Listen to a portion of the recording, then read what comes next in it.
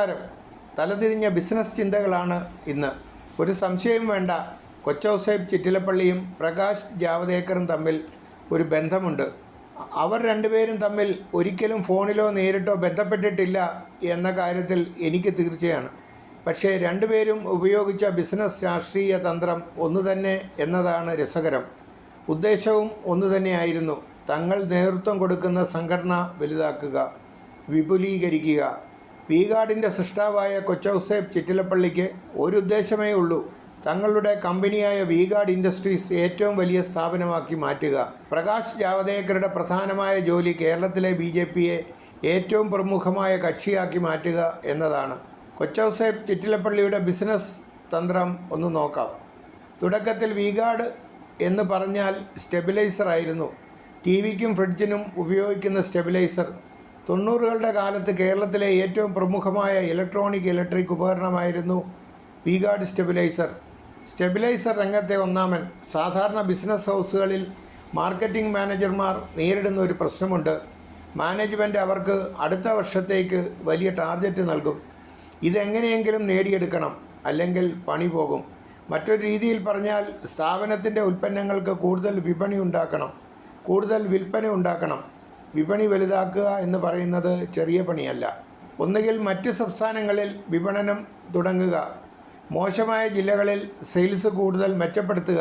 പക്ഷേ ഇതൊന്നും ചെറിയ ശതമാനം മാത്രമേ ബിസിനസ്സിൽ ഇമ്പ്രൂവ്മെൻ്റ് ഉണ്ടാക്കുകയുള്ളൂ. ചില മാർക്കറ്റിംഗ് മാനേജർമാർക്ക് തോന്നും തങ്ങളുടെ പ്രൊഡക്റ്റ് ഒരുതരം സ്റ്റാഗ്നേഷൻ പോയിന്റിൽ എത്തിയിരിക്കുന്നു, ഇനിയും കൂടുതൽ സെയിൽസ് അതിൽ നിന്ന് ഉണ്ടാവുകയില്ല. കൂടുതൽ കച്ചവടം വരണം, കൂടുതൽ കാശ് വരണം, എന്നാലേ ബോസ് തൃപ്തനാകൂ. അപ്പോഴാണ് മാർക്കറ്റിംഗ് മാനേജറുടെ സിമ്പിൾ ബുദ്ധി മാനേജ്മെൻറ്റിനെ ഉപദേശിക്കുന്നത്: നമുക്ക് നമ്മുടെ ബ്രാൻഡ് നെയിമിൽ പുതിയ ഉൽപ്പന്നങ്ങൾ ഇറക്കാം. 90കളിൽ ഗുജറാത്തിൽ നിന്ന് വരുന്ന അജന്ത ക്ലോക്കുകൾ വളരെ പോപ്പുലറായിരുന്നു. ആ രീതിയിൽ വി-ഗാർഡ് ആദ്യമായി വി-ഗാർഡ് ക്ലോക്കുകൾ മാർക്കറ്റിലിറക്കി. പിന്നെ കുറേയധികം പ്രൊഡക്റ്റുകൾ വന്നു. വി-ഗാർഡ് ഫാനുകൾ വന്നു, വാട്ടർ ഹീറ്ററുകൾ വന്നു, മിക്സി വന്നു, വാട്ടർ പ്യൂരിഫയർ വന്നു. ഇനി ഒരുപാട് പ്രൊഡക്റ്റുകൾ വരാനിരിക്കുന്നു.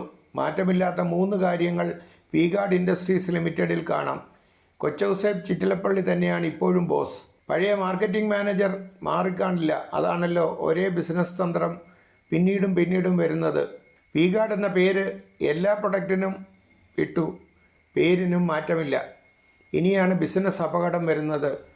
ഒരാൾ വി-ഗാർഡിൻ്റെ ഉൽപ്പന്നങ്ങൾ മാത്രം വിൽക്കുന്ന കടയിൽ കയറി ചെന്ന് ഒരു വി-ഗാർഡ് വേണമെന്ന് 90കളുടെ തുടക്കത്തിൽ പറഞ്ഞാൽ അയാൾക്കൊരു സ്റ്റെബിലൈസർ ആയിരിക്കും കിട്ടുക.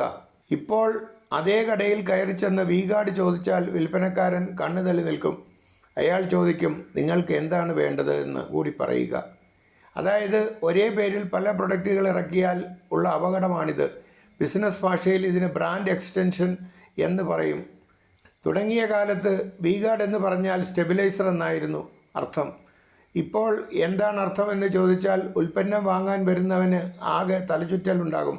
ഒരേ കമ്പനിയിൽ നിന്ന് തന്നെ പുറത്തു വരുന്ന എല്ലാ പ്രൊഡക്റ്റുകൾക്കും ഒരേ പേരിടുക എന്ന് പറയുന്നത് തികഞ്ഞ ബിസിനസ് മണ്ടത്തരമാണ്. ബ്രാൻഡിങ്ങിലെ ഏറ്റവും വലിയ മണ്ടത്തരം. മറ്റൊരു രീതിയിൽ പറഞ്ഞാൽ, കൊച്ചൗസേപ്പ് ചിറ്റിലപ്പള്ളിക്ക് ആദ്യം മകനുണ്ടായപ്പോൾ പേര് മിഥുൻ എന്നാണ് നൽകിയത്. രണ്ടാമത്തെ മകനുണ്ടായപ്പോൾ അരുൺ എന്നാണ് നൽകിയത്. കമ്പനിയുടെ ലോജിക്ക് അനുസരിച്ച് രണ്ടാമത്തെ മകനും മിഥുൻ എന്ന് തന്നെയാണ് പേരിടേണ്ടിയിരുന്നത്. ഇത് സംഭവിക്കില്ല എന്ന് നമുക്കറിയാം. അതിന് കാരണം മിഥുനും അരുണും തികഞ്ഞ വ്യത്യസ്തരായ 2 വ്യക്തികളാണ്. പൊതുവായ ഘടകങ്ങൾ അവർ ചിറ്റിലപ്പള്ളിയുടെ മക്കളാണ് എന്നത് മാത്രമാണ്. വ്യത്യസ്തരായ 2 മക്കൾക്ക് 2 പേർ അദ്ദേഹം ഇടുകയാണെങ്കിൽ അദ്ദേഹത്തിൻ്റെ കമ്പനിയുടെ വ്യത്യസ്തമായ ഉൽപ്പന്നങ്ങൾക്ക് വ്യത്യസ്തമായ ബ്രാൻഡ് നാമങ്ങളല്ലേ നൽകേണ്ടത് എന്ന് നമുക്ക് തോന്നും. ഇതാണ് മാർക്കറ്റിംഗ് മാനേജർമാർ മുതലാളികളെ വട്ടം ചുറ്റിക്കുന്ന ബിസിനസ് ഉപദേശം. അതിശക്തമായ വി-ഗാർഡ് എന്ന ബ്രാൻഡ് ഒരു കാലത്ത് സ്റ്റെബിലൈസർ എന്നതിന് പര്യായമായിരുന്നു. സ്റ്റെബിലൈസർ വേണ്ടവർ, സ്റ്റെബിലൈസർ എന്ന് പറയാൻ അറിയാത്തവർ കടയിൽ ചെന്ന് ഒരു വി-ഗാർഡ് വേണം എന്ന് പറയുമായിരുന്നു. ആ ബിസിനസ് കാറ്റഗറിക്ക് പര്യായപദം തന്നെയായിരുന്നു വി-ഗാർഡ് എന്നത്. മാർക്കറ്റിംഗ് മാനേജറുടെ വക്രബുദ്ധി കാരണം പുതിയൊരു ബ്രാൻഡ് നെയിം ഉണ്ടാക്കാനുള്ള ക്ഷമയില്ലായ്മയും കൊണ്ടും എല്ലാ പ്രൊഡക്റ്റുകൾക്കും വി-ഗാർഡ് എന്ന പേര് നൽകി. ഫലം വി-ഗാർഡ് എന്ന ബ്രാൻഡ് ദുർബലമായി. ഒരു റബ്ബർ ബാൻഡ് എടുത്ത് വലിച്ചു നീട്ടുന്നത് പോലെയാണിത്. കൂടുതൽ വലിക്കും തോറും അത് ദുർബലമായി കൊണ്ടിരിക്കും. പിന്നെ അത് പൊട്ടിപ്പോകും. ബ്രാൻഡുകളുടെയും കമ്പനികളുടെയും മരണം സംഭവിക്കുന്നത് ഇങ്ങനെയാണ്. രസകരമായ 2 കഥകൾ കൂടി പറയാം. 70കളിൽ ഇന്ത്യൻ മാർക്കറ്റിൽ 2 പൗഡർ മാത്രമേ ഉണ്ടായിരുന്നുള്ളൂ. ഒന്ന് കുട്ടിക്കുറ, രണ്ടാമത്തെ പോൺസ്. വി-ഗാർഡിൻ്റെ മാർക്കറ്റിംഗ് മാനേജറെ പോലെയാണ് ലോകത്തുള്ള എല്ലാ മാർക്കറ്റിംഗ് മാനേജർമാരും ചിന്തിക്കുന്നത്. പോൺസിൻ്റെ മാർക്കറ്റിംഗ് മാനേജറും അങ്ങനെ ചിന്തിച്ചു. അതുകൊണ്ട് അവർ മനോഹരമായ പോൺസ് ടൂത്ത് പേസ്റ്റ് മാർക്കറ്റിൽ ഇറക്കി. ഭീകരമായ ഒരു പൊട്ടലായിരുന്നു ആ പ്രൊഡക്റ്റ് മാർക്കറ്റിൽ ഉണ്ടാക്കിയത്. പോൺസ് പൗഡർ മാർക്കറ്റിൽ നന്നായി വിൽക്കുന്ന സമയത്താണ് പോൺസ് ടൂത്ത് പേസ്റ്റ് പരാജയപ്പെട്ടത്. വിശദമായി പഠിച്ചപ്പോൾ അതിൻ്റെ കാരണം കണ്ടുപിടിച്ചു. പോൺസ് എന്ന പേരിൻ്റെ ജനങ്ങളുടെ മനസ്സിലെ അർത്ഥം സൗന്ദര്യവർദ്ധക വസ്തു എന്നാണ്, അല്ലെങ്കിൽ ശരീരത്തിന് പുറത്ത് പുരട്ടുന്ന ഒരു വസ്തു. ടൂത്ത് പേസ്റ്റ് ശരീരത്തിനുള്ളിൽ ഉപയോഗിക്കുന്ന ഒരു പ്രൊഡക്റ്റാണ്. ടൂത്ത് പേസ്റ്റും ഫേസ് പൗഡറും രണ്ടും 2 ജോലിയാണ് ചെയ്യുന്നത്. രണ്ടിനും ഒരേ പേരിട്ടപ്പോൾ അത് ഉപയോഗിക്കുന്നവരുടെ മനസ്സ് അംഗീകരിച്ചില്ല. പോൺസ് പൗഡർ ഇഷ്ടമായവർ പോലും പേസ്റ്റ് വാങ്ങിക്കാൻ തയ്യാറായില്ല. പോൺസ് ടൂത്ത് പേസ്റ്റ് മാർക്കറ്റിൽ വൃത്തിയായി പൊട്ടി. കേരളത്തിലെ ഒരു കഥ കൂടി പറയാം. മേളം എന്ന് പറയുന്നത് വളരെ പ്രശസ്തമായ ഒരു കറിപ്പൊടിയുടെ കമ്പനിയാണ്. മുമ്പ് മേളാമ്പറമ്പിൽ കുര്യൻ ജോൺ ആണ് ആ പ്രൊഡക്റ്റ് മാർക്കറ്റിൽ ഇറക്കിയത്.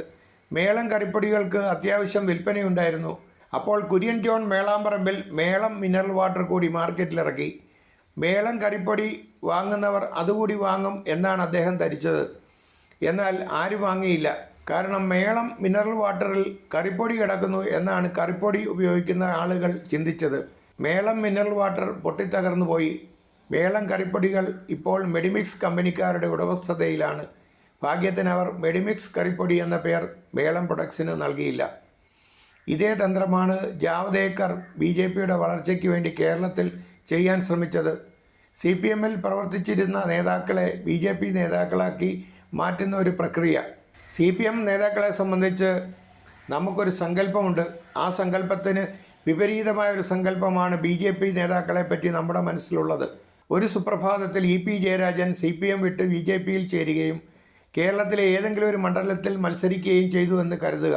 ഇത്രയും കാലം സഖാവായി നടന്ന ജയരാജൻ സംഖ്യയാകുന്നത് വോട്ടറുടെ മനസ്സ് അംഗീകരിക്കുകയില്ല. BJPക്ക് ഗുണത്തിനേക്കാളേറെ ദോഷം ചെയ്യുന്ന ഒരവസ്ഥയാണിത്. കോൺഗ്രസിൽ നിന്നും മാറി വന്ന ചില നേതാക്കളെ തെരഞ്ഞെടുപ്പിൽ മത്സരിച്ചപ്പോൾ UPയിൽ പരാജയപ്പെട്ട കാര്യം കൂടി ഓർക്കുക. അണികളുടെ മനസ്സ് ഒരിക്കലും ഇങ്ങനെ വരുന്ന കാലുവാരികളെ അംഗീകരിക്കുകയില്ല. ഇതൊരു മനുഷ്യ മനസ്സിൻ്റെ പ്രശ്നമാണ്, രാഷ്ട്രീയ പ്രശ്നമേ അല്ല. വി-ഗാർഡ് എന്ന് പറഞ്ഞാൽ സ്റ്റെബിലൈസറാണ്. അത് ചെറിയൊരു പ്രൊഡക്റ്റായ ക്ലോക്കല്ല.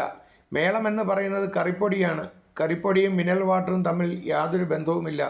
കറിപ്പൊടിയുടെ പേർ നൽകിയാൽ മിനറൽ വാട്ടർ സക്സസ് ആവുകയുമില്ല. 30ഓളം CPM MLAമാരെ BJPയിൽ എത്തിക്കാനാണ് ദല്ലാൽ നന്ദകുമാർ ശ്രമിച്ചതെന്ന് പറഞ്ഞു കേട്ടിട്ടുണ്ട്. ആധികാരിക തെളിവൊന്നും എൻ്റെ കൈവശമില്ല. ഇവരെല്ലാം ഒരു സുപ്രഭാതത്തിൽ BJPക്കാരായി മാറി തെരഞ്ഞെടുപ്പിൽ മത്സരിച്ചാൽ ദയനീയമായി പരാജയപ്പെടുകയായിരിക്കും സംഭവിക്കുക. അതിന് കാരണം രാഷ്ട്രീയ കാരണമല്ല, മറിച്ച് ജനങ്ങളുടെ മനസ്സ് ആ യാഥാർത്ഥ്യം അംഗീകരിക്കാൻ വിസമ്മതിക്കുന്നത് കൊണ്ടാണ്. ബാലകൃഷ്ണൻ: നാം ഇവിടെ ചർച്ച ചെയ്ത 2 പേർക്കും ഒരു തെറ്റ് സംഭവിക്കുന്നുണ്ട്. ചിറ്റിലപ്പള്ളിയുടെ പ്രധാന തെറ്റ് സബ് ബ്രാൻഡുകൾ ക്രിയേറ്റ് ചെയ്തില്ല എന്ന് തന്നെയാണ്. ജാവ്ദേക്കർ ചെയ്ത പ്രധാന തെറ്റ് BJP എന്ന സംഘടനയിൽ നേതാക്കൾക്ക് പകരം അണികളെ കൊണ്ടുവന്നില്ല എന്നതാണ്.